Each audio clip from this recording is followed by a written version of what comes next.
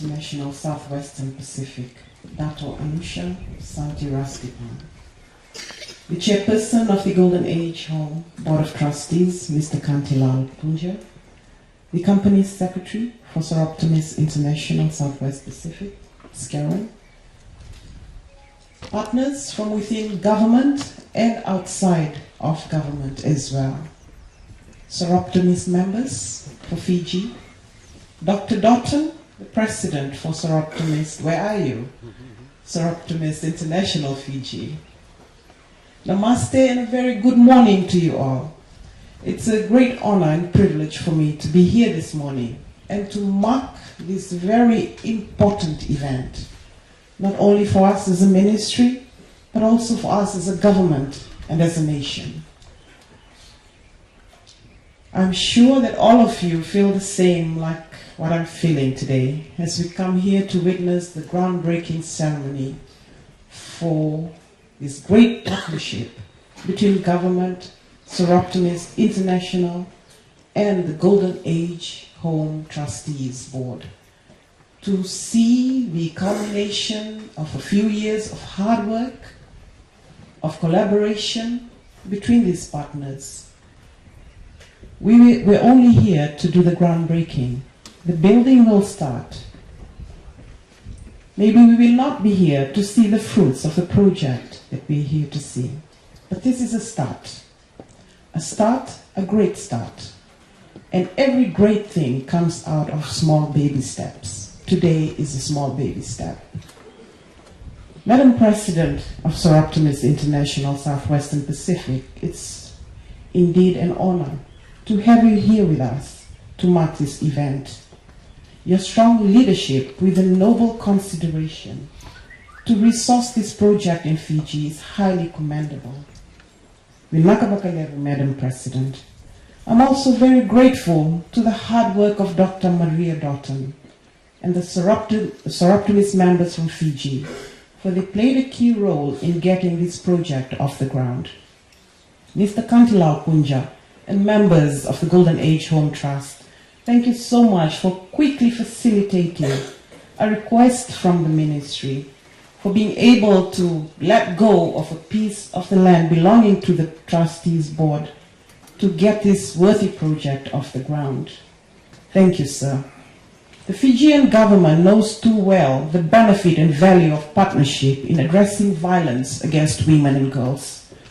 This sanctuary is the result of a three-way partnership, as I've mentioned, between the ministry, the Golden Age Home Trustees, and Soroptimist International Southwest Pacific and Fiji. And it's proof that partnerships of its nature will bring relief to Fijian women who would otherwise continue to exist in violent situations. The trauma, wounds, and psychological harm that persists after such traumatic events needs to be taken care of. We just cannot turn our back away from it, nor can we be silent about it. We acknowledge our Honorable Prime Minister in raising the issue of violence against women and children as a key priority of our government. Public statements denouncing violence against women and children shows the kind of leadership our nation needs and will continue to lean on as we move forward. Statements about our progression as a nation, highlighting what we have done in policy, practices, and governance mechanism to support women's equality and elimination of violence against women, requires a concerted and combined effort, and not just that of government. We cannot address violence against women and children in isolation. Government cannot do it alone.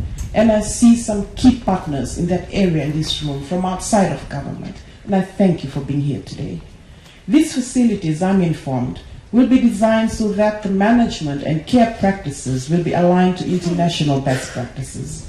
Local expertise in this area already exists, not only within government, but predominantly outside of government.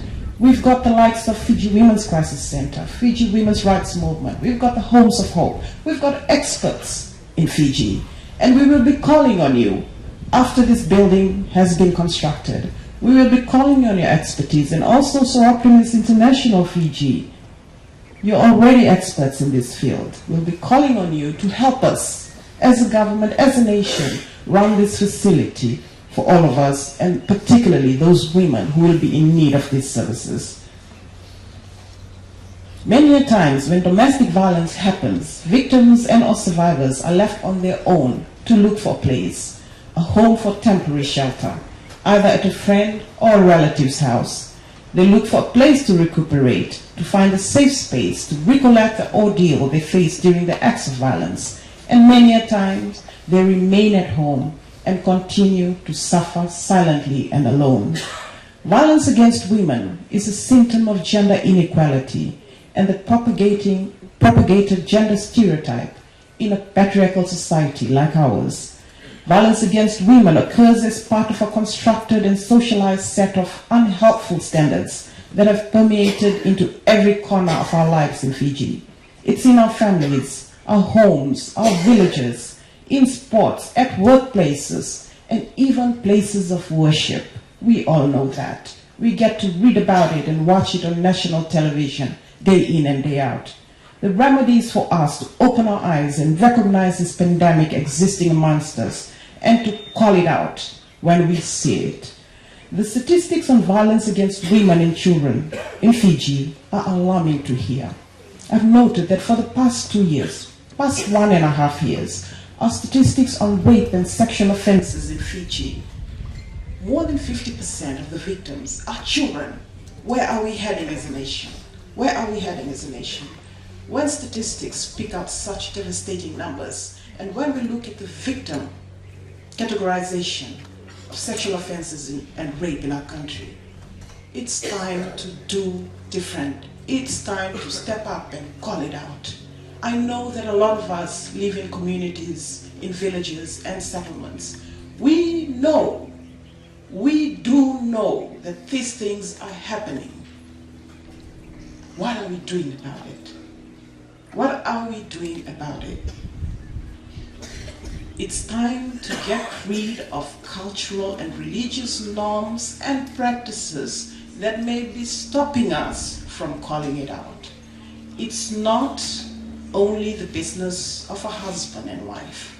It's a national issue. And for it to be addressed, for those statistics to go down, we all have a role to play as an individual. And that starts with calling it out, talking about it, addressing it, and bringing it to the attention of authorities. On the 8th of March this year, we organized an event for International Women's Day, joining women all over the world to commemorate their achievements and bring light to their struggles. It was at this event that His Excellency the President launched the Fiji National Service Delivery Protocol for responding to cases of gender-based violence. The National Service Delivery Protocol is a response that ensures the provision of appropriate, timely, and quality services for survivors of gender-based violence, together with accountability and justice for perpetrators. This is a mandatory agreement for frontline service providers, committing them to a common set of principles and guidelines to ensure survivors of gender-based violence, mostly women and girls, receive the best care and treatment. We know their health, their well-being, and recovery is reliant on a shared and common understanding of gender-based violence, underpinned by planning, training, and articulated systems and processes that enable best practice response and support. The protocol is one that abides by a standard of care that promotes safety, confidentiality, non-discrimination, respect, strong accountability, and zero tolerance for violence. The police and courts need to play their role. Workplaces need to support victims and sanction perpetrators. Village elders have to denounce the behavior and call in the police to offenders, and we need to allocate resources and make this issue a clear priority for us all. All in all, we must see that all systems are well oiled and singing the same tune to provide the best service for the women and children who are victims of violence. Every citizen can play a part in speaking up to stop this criminal behavior in its tracks. But also, let us be clear, it is not just physical violence. The cycle of violence happens on a continuum. Unequal power relations between men and women reinforce stereotyping and create a lot of things, such as encouraging sexist comments at places of work and outside of the home and even within the home, and violence supporting statements. Therefore, demeaning our women must stop, as this is where the root causes of this violence is generated. I must emphasize the importance of our families, the value we place on families and communities, but I'm dismayed to see families being torn apart by domestic violence, with women often having to flee for the safety of themselves and their children. The decision to leave is made usually after a long history of abuse and terror. Perpetrators of violence in the home should be ashamed to see how their actions have instilled such fear from those who they should love the most. Published evidence from the Fiji Women's Crisis Center shows that 64% of Fijian women experience physical and sexual intimate partner violence in their lifetime. 64% of Fijian women suffer from domestic violence from the hands of their spouses or those who are in de facto relationships. The Fiji Women's Rights Movement research shows that there is an upward trend in the number of women who are victims of domestic violence in all the divisions in Fiji from 2012 to 2016. The same research shows that women and girls are the main victims of sexual offenses, rape, attempted rape, sexual abuse of a child under 17 years of age, and of indecent assault for the same period. Whilst it is true that men can also be victims of such violence, statistics show that such incidences are negligible when compared to incidences where women are the victims. The ferocity, frequency, and consistency of men's violence against women are statistically and significantly higher.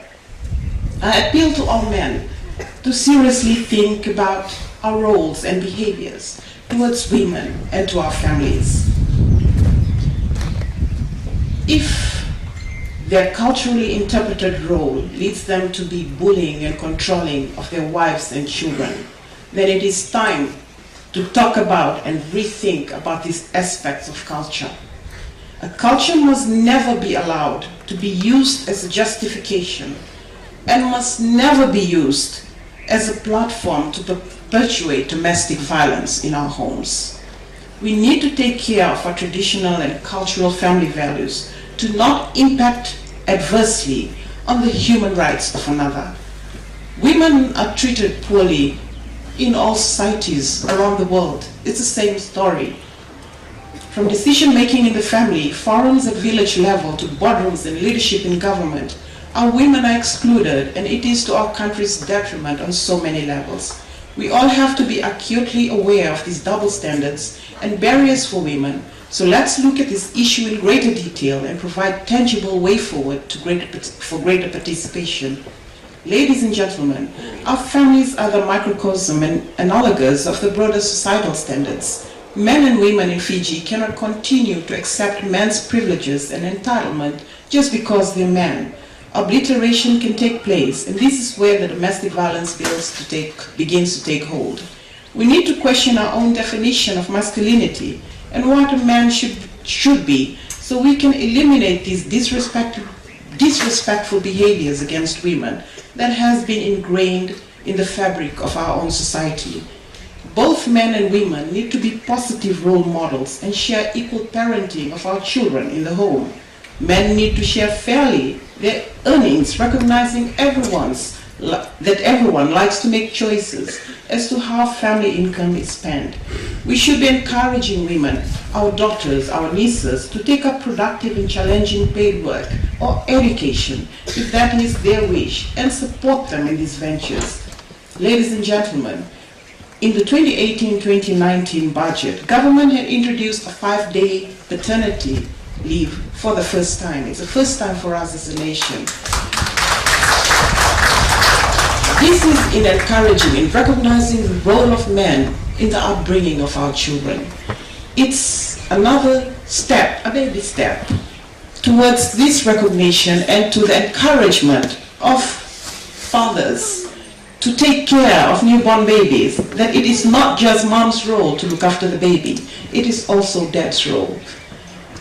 In this day and age where both parents work, everyone needs to be able to have a rest. Women too need to rest. If we can address these challenges in families, the ones that await us outside the home may not be so daunting. These remedies may seem simple, but challenging the status quo is an important part of engendering change on a macro scale, and we all acknowledge that change needs to happen. We can't keep doing the same things and expect a different outcome. We need to relook at everything we've been doing so far, because the numbers are telling us they're not working.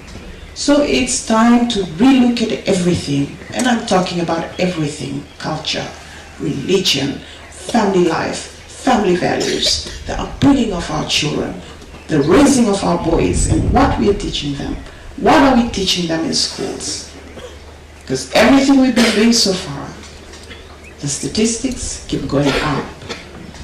So we can't continue to do the same things and expect a different outcome.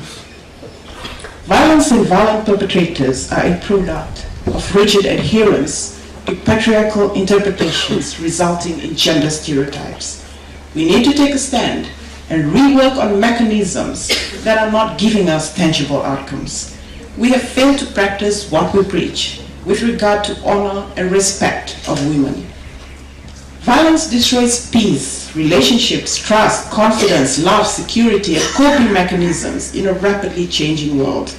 We need to hold tight to instill moral, spiritual, and human rights in ourselves, our families, and our communities. What we do now will determine how our daughters live their futures.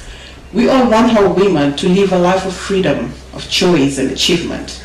Unless we battle violence against women and children, our voice, what we're always so proud of, that Fiji, the way the world should be, that would be just a mere echo, will not hold any substance if we don't eradicate, if we don't eliminate violence against women and children from our society. I thank you.